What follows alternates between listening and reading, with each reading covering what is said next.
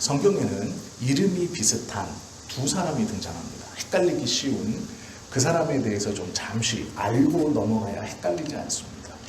에바브라라는 것은 사람의 이름이고요. 또 성경에는 에바브라디도라는 이름이 등장합니다. 에바브라디도의 애칭이 에바브라입니다. 에바브라디도라는 사람을 이방인들은 이게 이방인의 이름입니다. 그런데 그들을 부를 때 에바브라디도라는 이름을 부를 때 이방인들은 에바브라라고 불렀습니다. 그런데 문제는 오늘 이 골로새서에서 등장한 에바브라와 에바브라디도는 다른 사람입니다. 그리고 어떤 분은 에바브라디도는 에바브라와 디도 두 사람이다 이렇게 말하기도 하는데 아닙니다. 에바브라라는 사람이 따로 있고 에바브라디도라는 사람이 있고 또 디도라는 사람이 있습니다. 이 세 사람이 다 다른 사람입니다. 디도는 그리스 사람으로 이 바울이 감옥에서 고린도에 전하는 편지를 쓰고 그 편지를 가지고 고린도 교회로 배달해 줬던 사람이 디도입니다. 에바브라디도는 빌립보 출신입니다.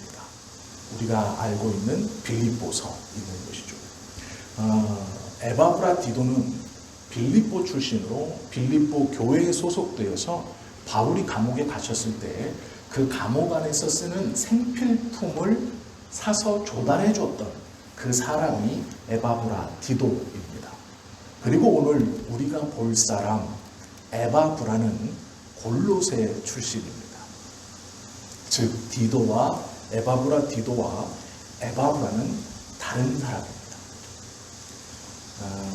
참고로 이 골로새서는 바울이 이 에바브라의 말을 듣고 골로새 공동체에게 편지를 쓰고 두기고가 그 편지를 받아서 골로새 교회에 전달해 준 것입니다.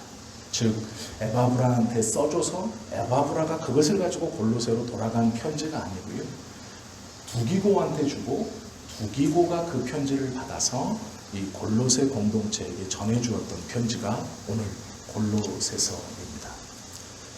이 골로새서를 시작하는 데 있어서 바울이 에바브라라는 한 사람에 대해서 아주 귀한 칭찬을 하면서 시작합니다. 그것이 7절, 8절이죠. 이와 같이 우리와 함께 종된 사랑하는 에바브라에게 너희가 배웠나니 그는 너희를 위한 그리스도의 신실한 일꾼이요 성령 안에서 너희의 사랑을 우리에게 알린 자니라. 에바브라에 대해서 설명하고 있습니다.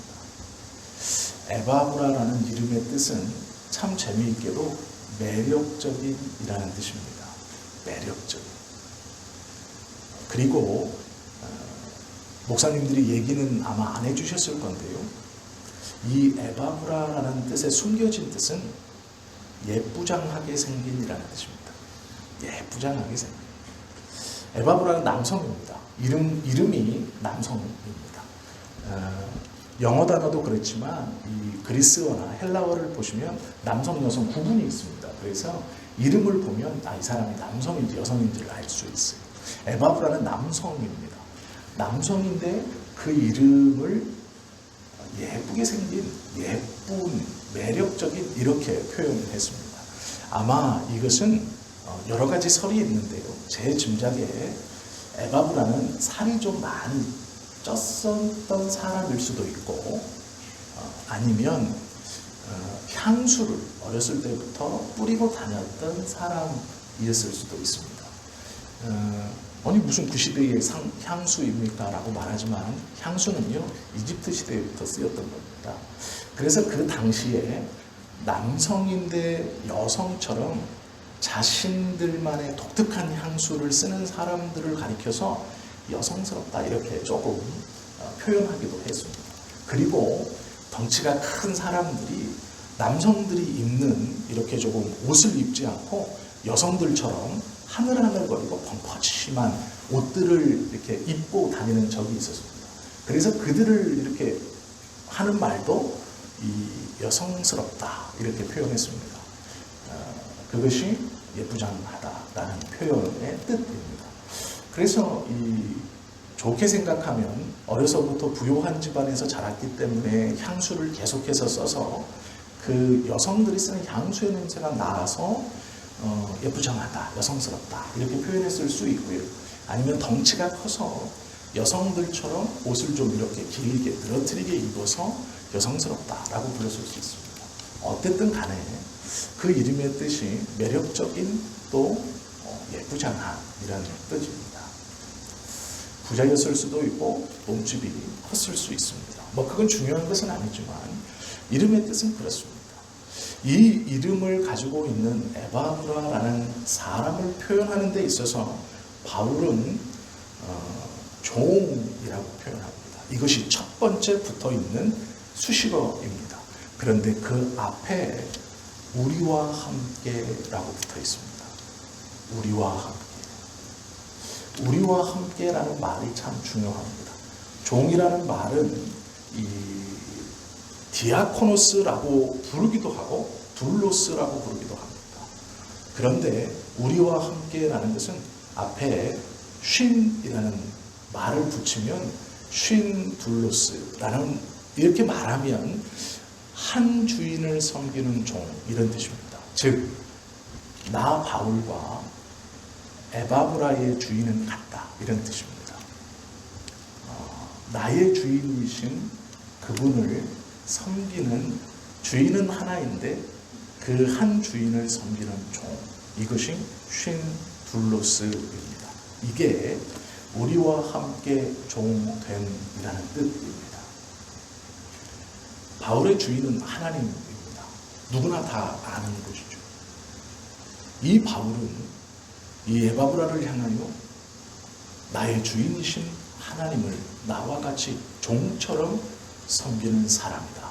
이렇게 제일 먼저 소개하고 있다라는 것이죠. 그리고 소개하는 말이 사랑하나님입니다. 사랑하는 한 주인을 섬기면서 그 주인을 섬기는 것에 대한 진실함을 보고 나는 같은 종이지만 그를 사랑한다. 즉 이 말은요, 바울이 13번째 제자라고 사람들이 지칭하면서 이방인 성도들을 향해 특별한 부르심을 받은 예수 그리스도의 부르심과 하나님의 선택에서 절대로 부인할 수 없는 수많은 이적과 기적을 보여주고 수많은 교회들을 개척했고 수많은 성도들에게 하나님의 나라와 복음을 온전히 전하면서 초대교회에서 내노라 하는 한 획을 그었던 바울이 에바브라를 보면서 나는 그렇게 위대한 사도요 선지자고 너는 나에게 복음을 배워 내 후발주자이며 나와 같지는 않은 이라고 표현한 것이 아니라 나와 같은 이라고 표현했다는 것입니다. 여기서 사랑한다는 말은요, 우리가 남성이 여성을 사랑하는 그 사랑함이 아닙니다. 동등하다라는 뜻입니다. 무엇에 동등하냐면 권위에 있어서 동등하다라는 뜻입니다. 초대교회에서 사도 바울이 갖는 그 권위를 이 에바브라에게 사도 바울이 그대로 인정해 주고 있는 것입니다. 우리가 아는 것처럼 사도 바울은 복음을 전하면서 유대인들에게 내가 베드로와 같은 동등한 권한을 가졌다. 나도 예수 그리스도의 부르심 안에서 사도이다 라고 말합니다. 그 권한 그리고 주님의 말씀을 전하면서 귀신을 쫓고 병자를 고치고 죽은 자를 살렸던 그 놀라운 권한을 발휘했던 이 바울이 에바브라 이방인을 향해서 나와 동등한 권한을 가졌다라고 수식하고 있는 것입니다. 이것은 최고의 존경입니다. 에바브라는 바울에게 그만큼 인정받고 있는 사람입니다. 나와 함께 한 주인을 섬기는 종이며 나와 동등한 권위를 가지고 있는 자다라고 말입니다. 예나 지금이나 남자답지 못한 것은 조금 사람들에게 터부시 되는 일입니다. 특별히 에바브라라는 이름에서 보면 제가 설명드린 것처럼 약간 좀 비하하는 그런 이름 자체에 그런 뜻이 있습니다. 좋게 해석해서 매력적인 이지만 원래의 뜻은 이쁘장한이라는 뜻입니다. 여성스러운. 남성에게 그런 이름의 뜻을 붙여 부른다라는 것은 그가 우리말로 하면 상남자들에게 인정받지 못하는 그러한 사람이라고 보시면 됩니다. 그런데 바울은요, 그 불려지는 것과 외모와 상관없이 이 에바브라를 가장 높게 그리고 자기와 같은 권위로 인정하며 칭찬하는 모습을 우리는 봅니다. 그의 삶이 어땠을까? 어떻게 살았길래 이러한 칭찬 듣는 그리고 바울이 이렇게 높여주는 사람이 되었을까? 우리 또한 그러한 말을 들어야 하죠. 서로가 서로에게 가장 큰 인정은 나와 같다는 것입니다. 그가 나와 같아도 부끄럽거나 창피하지 않다는 것입니다. 그것이 개인이 할 수 있는 가장 큰 인정입니다. 죄송한 말씀입니다. 정말 죄송합니다. 제가 이제 정치 얘기는 안 하는데요. 이건 정치 얘기가 아니고요. 노무현 대통령이 자주 했던, 지인들에게 자주 했던 말이 있습니다. 그 말이 뭐냐면, 사람은 친구를 보면 그 사람의 댕댕이를 알 수 있다는 말이 있습니다. 보십시오. 문재인이 나의 친구입니다. 이렇게 얘기했습니다. 제가 그것을 읽으면서 무슨 말을 하고 싶은지를 알았어요. 내가 누구인지를 알고 싶으면 저 사람을 봐라. 나와 친구다. 라는 것이죠. 바울이 나와 같다 라고 말할 때 에바브라를 보아라. 나와 같다 라고 말하는 겁니다. 그럼 우리가 어떤 누구를 인정해 줄 때 나와 같다. 나를 알고 싶은가? 저를 보아라. 저와 나는 같다. 라고 말하면서 부끄럽지 않다면 상대방을 가장 최고로 높여주는 것입니다. 바울이 이 에바브라를 그렇게 높여주고 있습니다. 어떻게 그럴 수 있었을까? 에바브라는요, 신실한 사람들에게 인정받을 만한 삶을 살았던 사람입니다. 빌레몬서 1장 23절에 보면 그리스도 예수 안에서 나와 함께 갇힌 자 에바브라와 라고 말합니다. 바울과 함께 갇혀있다 라고 빌레몬서에 기록하고 있습니다. 에바브라는 죄인은 아닙니다. 이방인이었고요. 골로새 출신이면서 골로새 교회를 직접 개척했던 사람입니다. 바울은 안디옥을 비롯한 지중해 이 북쪽 지방 위에서 많은 복음을 전했습니다. 그때 많은 이방인들이 바울의 가르침을 받았습니다. 그리고 그 가르침을 받은 후에 그 복음에 벅찬 은혜의 감동을 얻고 자신의 고향으로 돌아가 그 복음을 전했습니다. 그리고 교회가 탄생되었습니다. 그 골로새 교회를 일으켜 세운, 즉 만들고 일으켜 세우고 그들에게 복음을 가르친 사람이 에바브라입니다. 생각해 보십시오. 뚱뚱한 사람, 남성들에게 놀림을 받는 사람. 반대로 생각해서도 어쩌면 부요해서 어려서부터 향수를 사용할 만큼 부요한 사람. 그러나 자기는 그것이 좋고 어려서부터 사용했던 것이라 좋은 것이지만 다른 남성들에게 비아냥을 듣고 놀림을 받는 사람. 그가 복음을 받아들여 자신의 고향으로 돌아가 하나님의 나라의 복음을 전했고 이방인임에도 불구하고 주님의 말씀을 열심히 가르쳤습니다. 그리고 일으켜 세워진 교회가 골로새 교회입니다. 에바브라는 이 골로새 교회의 성도들을 열심히 가르쳤습니다. 그는 목회자는 아니었지만 그들이 예수 그리스도를 구세주로 받아들여 하나님의 나라의 시민이 되는 것을 열심히 섬기고 그들과 그 공동체를 위하여 최선을 다했습니다. 그리고 그 교회 안에 유대인들이 들어와서 율법을 가르치고 절기를 가르치고 예수를 그리스도로 믿어야 하는 것뿐만 아니라 율법도 지켜야 할례도 받아야 온전한 구원이 이루어진다는 잘못된 가르침으로 교회를 흔들고 또 그 시기와 함께 그 골로새 지역의 이방 문화인 우상 숭배와 음란함이 교회에 들어왔습니다. 그때의 에바브라는 자신이 가르치는 범위를 넘어섰다는 것을 알게 됩니다. 그리고 오랜 시간을 걸쳐 바울에게 찾아옵니다. 그리고 그 바울에게 골로새 교회의 상황을 세세하게 설명하는 데 있어서 바울이 그것을 듣고 쓴 편지가 골로새서입니다. 그런데 바울이 이 에바브라가 자신의 교회의 성도들과 공동체의 일을 이야기하는 데 있어서 그의 중심이 내가 세운 교회가 망가져가고 있습니다. 내가 어떻게 세웠는가? 내가 저들을 어떻게 가르쳤는가?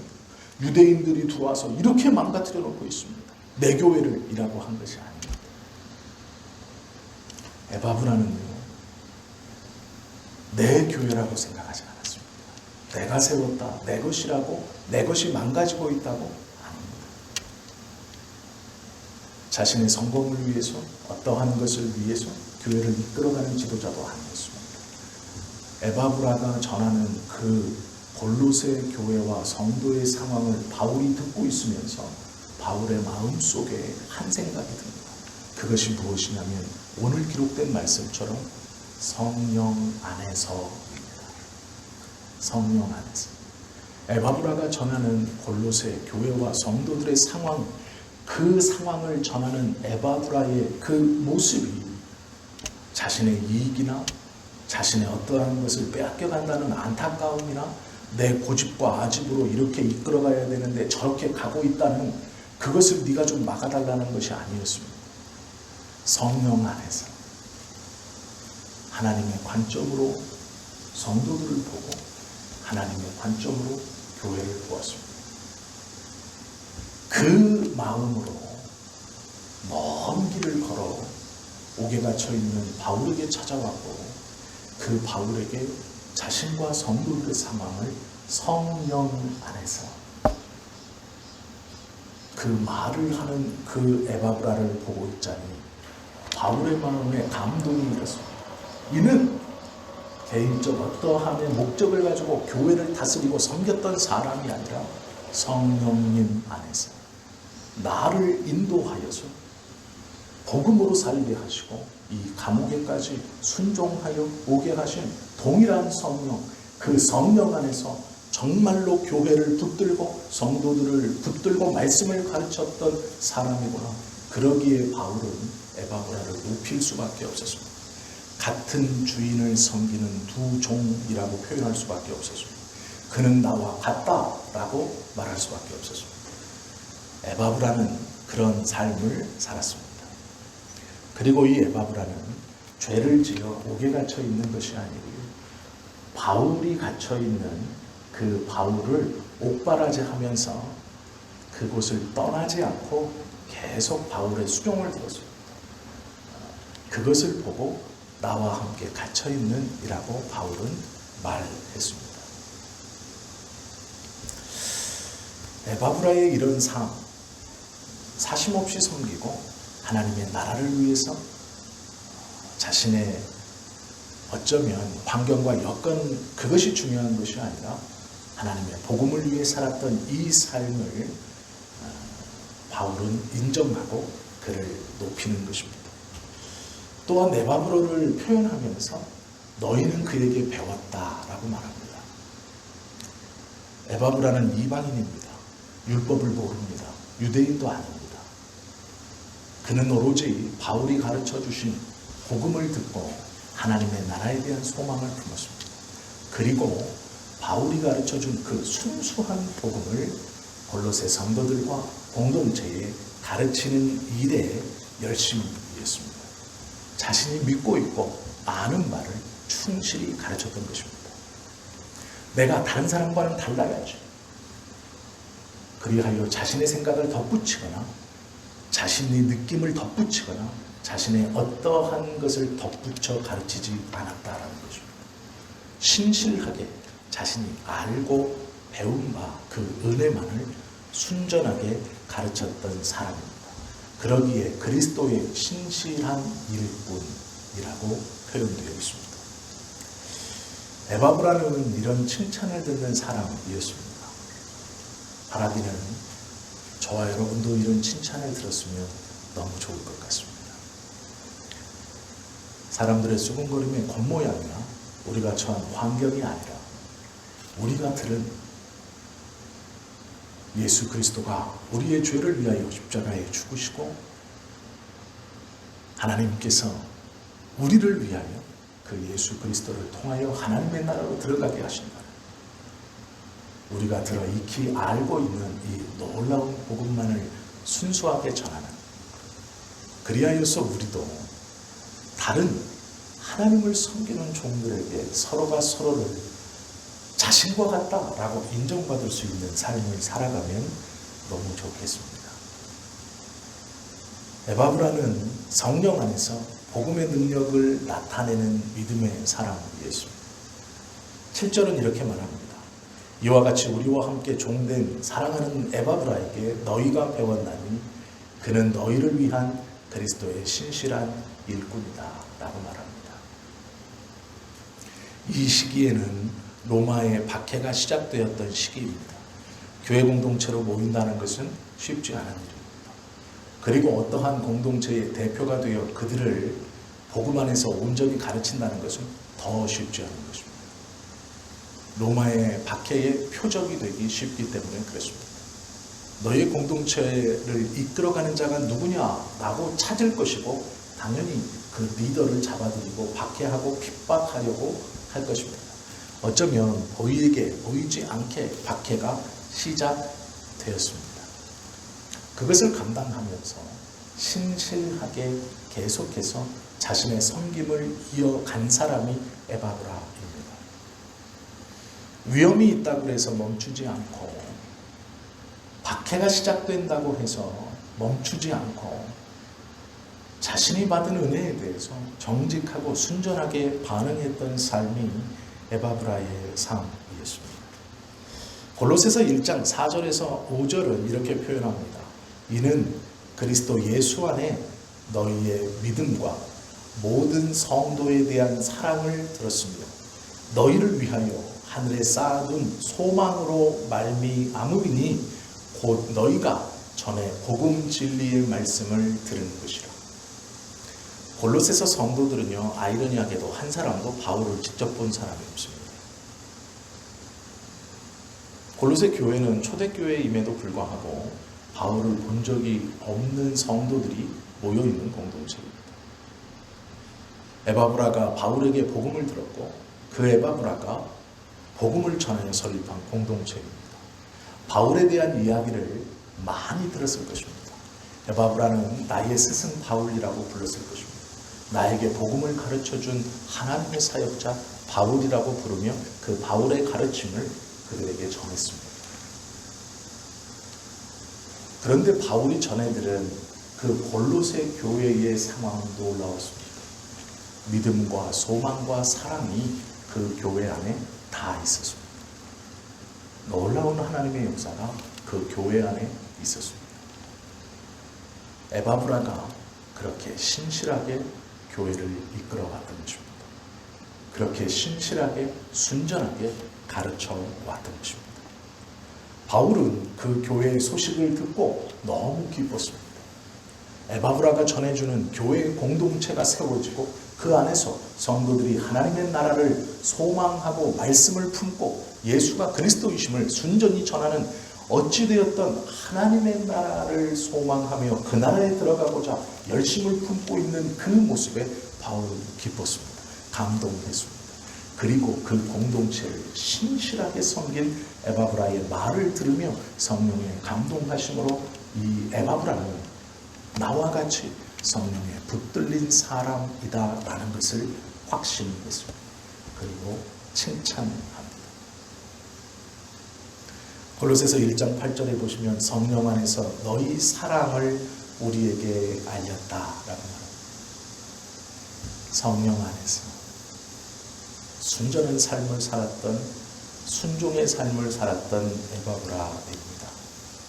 데살로니가전서 1장 5절에 보면 이런 말씀이 있습니다. 우리 복음이 너희에게 말로만 이른 것이 아니라 또한 능력과 성령과 큰 확신으로 된 것입니다. 우리가 너희 가운데서 너희를 위하여 어떤 사람이 된 것은 너희가 아는 바와 같으리라 라고 말합니다. 복음이 단순히 언어유희나 말로만이 아니라 거부할 수 없는 능력으로 보여졌다라고 말하는 것입니다. 성령에 온전히 순종하는 삶을 살아갈 때 자신의 상황과 여건에 개의치 않고 하나님께서 나에게 주신, 나를 구원하여 주시고 내 마음에 품게 해주신 하나님의 나라를 전하는 삶을 살아갈 때 그의 복음 전함은, 그의 하나님의 나라의 전함은 많은 이들에게 말장난이 아닌 삶으로 보여주고 증거되어지고 거부할 수 없는 확신으로 드러나고 일어나게 된다라는 것입니다. 에바브라는 바울의 고백과 같은 삶을 살았습니다. 믿음과 소망과 사랑을 품을 수 있는 교회를 사심없이 하나님 나라를 세우기를 원했던 사람입니다. 성령 안에서 삶과 사역이라고 말할 때 성령 안에라는 말은 어떤 말씀이 있습니까? 그것은 말씀과 기도입니다.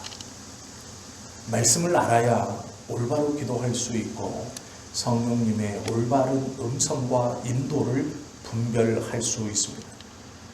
어리석게도 자신의 생각이 성령의 인도라고 착각하지 않을 수 있습니다. 성령 안에서라는 것을 착각하시면 안 됩니다. 어느 날 일어났더니 갑자기 든 생각, 기도했더니 번쩍 든 생각, 그것은 성령의 인도가 아닙니다. 분명히 말씀드리지만 기도하면서 하나님 은혜를 주십시오. 인도의 선교를 가야 되는 거 아니에요. 그건 성령의 인도가 아닙니다. 밤새하라고 대추 두어라고 인삼 한 뿌리하고 홍삼 반절을 6시간을 끓이면 내 병이 낫겠구나. 그건 성령의 인도가 아닙니다. 어느 날 아침 번쩍 든 생각을 성령의 인도함이라고 착각하시면 안 됩니다. 그것은 그냥 말 그대로 번쩍 든 생각입니다. 번쩍 들었기 때문에 번쩍 없애버리면 됩니다. 그것을 우리는 성령의 인도라고 착각하며 자신의 삶의 방향을 바꾸어서는 안 됩니다. 왜 그러냐면 말씀을 모르기 때문에 그렇습니다. 말씀을 모르기 때문에 갑자기 번쩍 든 생각이 성령의 인도함이다라고 착각합니다. 성령님은 인격이시고 우리를 존중하십니다. 하나님께서 친히 창조하셨고 예수님께서 당신의 목숨으로 맞바꿔 놓은 당신의 백성들을 성령님은 무시하지 않습니다. 존중하십니다. 그러기에 강압적으로 어느 날 아침 순간적으로 번쩍 찰나적으로 우리의 삶을 그렇게 불확신 속에 인도하지 않으십니다. 성령은 분명한 말씀 가운데 안과 밖에서 거부할 수 없는 인도로 우리의 삶을 인도해 가십니다. 그렇게 하지 않고는 내 속이 들끓는 것 같아 견딜 수 없을 만큼 우리를 움직여 가십니다. 어느 순간 번쩍, 아니에요. 그것은 그냥 번쩍 잊어버리시면 됩니다. 어느 날 아침 일어났더니 이런 생각이 들었어요. 한 번 더 주무시고 다시 일어나시면 됩니다. 그러면 그 생각이 들지 않으실 겁니다. 말씀을 모르기에 찰나의 기억이, 찰나의 번뜩임이 성령의 인도하심이라 착각하고 오해합니다. 그러기에 자신의 신앙을 좀먹고 주변 환경에 하나님의 덕과 은혜가 아닌 큰 아픔과 실망을 주는 경우를 저는 자주 보았습니다. 어느 날 갑자기 나에게 든 생각이 성령의 인도다? 아니요, 그렇지 않습니다. 예수님도 3년 동안 제자들을 훈련시키시고 사용하셨습니다. 그 똑똑한 사도 바울도 아라비아 광야로 내몰아서 3년의 시간 동안 하나님과 교제케 하신 후에 사용하셨습니다. 우리가 어느 날 번뜩 든 생각이 하나님께서 우리를 인도해 가시고 이끌어 가시는 생각, 그것은 잘못된 생각입니다. 그것은 성령의 인도하심이 아닙니다. 어느 날 번뜩 든 생각은 그냥 번뜩 잊어버리시면 됩니다. 하나님의 말씀을 잘 알아야 성령의 인도하심이 무엇인가를 온전히 분별할 수 있습니다. 하루 이틀의 기도가 아닌 충분한 기도를 통하여 그 말씀을 깊이 묵상하고 그 말씀을 통해서 나에게 지금 하나님이 나에게 허락하시는 이 환경과 이 자리에서 이 공동체에서 이 성도들과 이 동역자들과 이 믿음의 사람들과 함께 무엇을 할 것인가가 성령께서 우리를 붙들고 사용하시는 놀라운 인도함입니다. 어느 날 아침에 번뜩 든 생각은 집중하지 않으셔도 됩니다. 에바브라는 자신이 알고 있는 것에 집중했습니다. 그리고 자신의 고향에서 그 골로새 교회를 순전하게 섬깁니다. 다 아시죠? 목사님들이 목회 한 수 받고 개척하기 피하는 제 1번이 고향입니다. 절대로 개척하면 성공하지 못하는 곳이 고향입니다. 자신의 어린 시절을 알고 있고 예수 믿기 전 모습을 알고 있고 허물을 알고 있고 영적 권위가 서지 않는 것이 고향입니다.